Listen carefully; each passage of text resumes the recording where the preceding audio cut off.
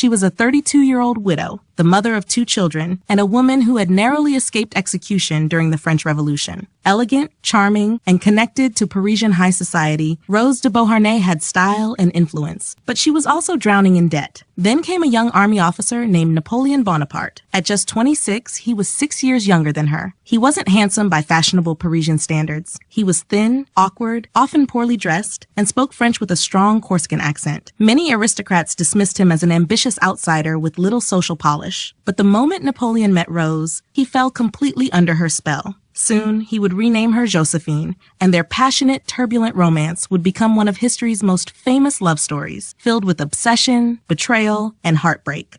Their romance moved incredibly fast, but mostly because of Napoleon. After only a few months of courting, he asked Josephine to marry him. She wasn't instantly convinced. Later, she described him as quiet and socially awkward, yet so intensely passionate that he seemed almost unusual. Still, Josephine was a practical woman. After surviving the French Revolution, she needed stability and protection as much as love. On March 9, 1796, the couple married in a simple civil ceremony in Paris. In true Napoleon fashion, he almost missed his own wedding. He arrived so late that the official was reportedly ready to leave. When they finally exchanged rings, Napoleon's carried a short but powerful inscription, Au destin, to destiny. 2 days after the wedding, Napoleon was gone. He was sent to command the French army in Italy. It was there that the world saw the first true display of his obsession. While he was outmaneuvering Austrian generals, he spent every spare moment writing to Josephine. These weren't just love letters. They were the outpourings of a man losing his mind. Napoleon wrote to her daily, sometimes twice a day, often while still on horseback, caked in the mud of the battlefield.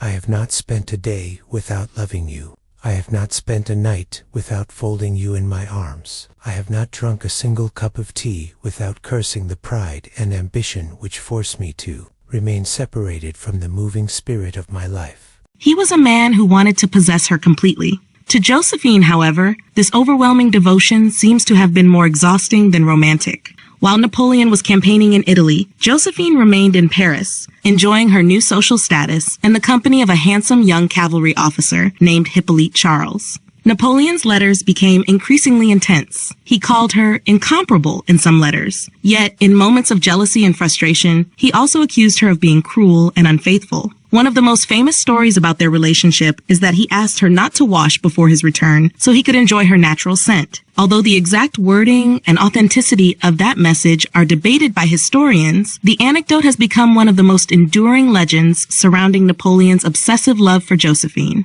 You know that I will never forget the little visits. You know, the little black forest. I kiss it 1,000 times and wait impatiently for the moment I will be in it. In 1798, Napoleon invaded Egypt. It was a campaign of grand ambition, but it was also where the foundation of his heart crumbled. Rumors of Josephine's affair with Hippolyte Charles had reached a breaking point.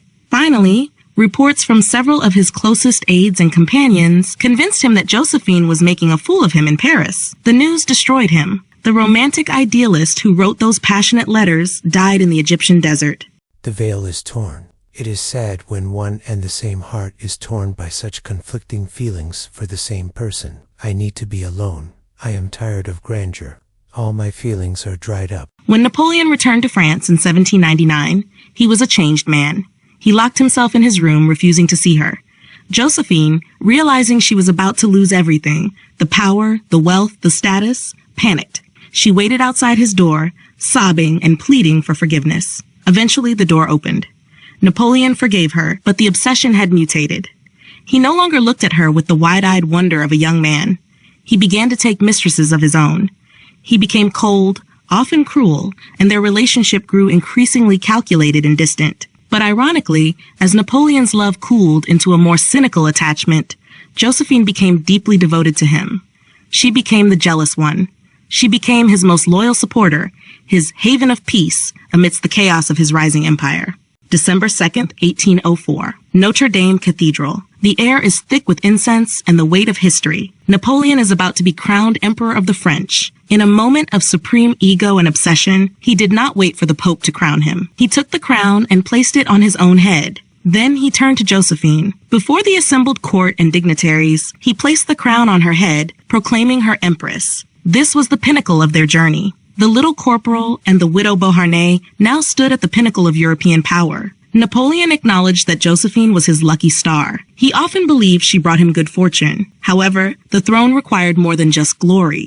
It required a bloodline. As the years passed, the halls of the Tuileries Palace were filled with a growing, suffocating silence. Josephine had failed to produce an heir. Napoleon's family, who had always hated the older woman, whispered in his ear. They told him he needed a royal bride, a young wife who could bear the future of the Bonaparte dynasty. Napoleon resisted for years. He still visited her bed. He still sought her advice. He still obsessed over her presence. But the statesman in him began to war with the lover. November 30th, 1809, the Black Dinner. Napoleon and Josephine sat in silence. Finally, Napoleon spoke. He told her that for the sake of France, they must part. Josephine's reaction was visceral. Her screams were heard throughout the palace. She collapsed and had to be carried to her room, while Napoleon himself was overcome with emotion. The divorce ceremony in January 1810 was one of the most tragic scenes in French history. Both had to read prepared statements. Napoleon's voice cracked as he spoke of his dear Josephine. Josephine, overcome with emotion, could not even finish her speech. The dissolution of my marriage will in no way change the sentiments of my heart. I shall always look upon him as my dear friend. I know how much this act, commanded by policy and by so great an interest, has rent his heart.